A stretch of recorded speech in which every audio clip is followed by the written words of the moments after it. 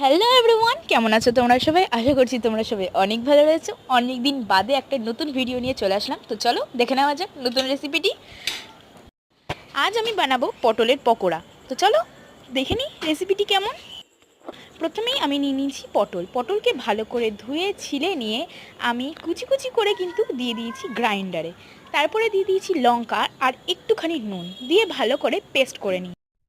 এরপরে আমি দিয়ে দিয়েছি সেই পেস্টের মধ্যে একটুখানি বেসন, লঙ্কার গুঁড়ো, হলুদ গুঁড়ো, চালের গুঁড়ো আর কালো জিরে।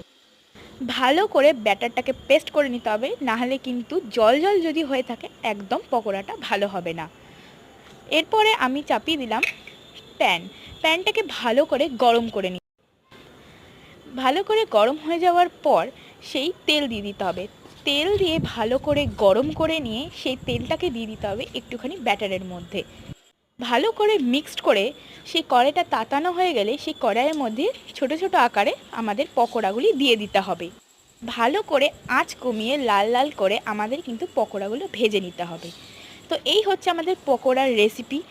কেমন হয়েছে খেতে সেটা আসবে নেক্সট ভিডিওতে, কারণ আমি একদম ভুলে গেছিলাম যে ভিডিওটি এত বড় হয়ে গেছে, মিনি ব্লগে এতটা আসবে না, তাই নেক্সট পার্ট খুব তাড়াতাড়ি আসছে। So bye, good night, and অবশ্যই ভালো লাগলে comment, like, share and subscribe করতে বলো না। So by.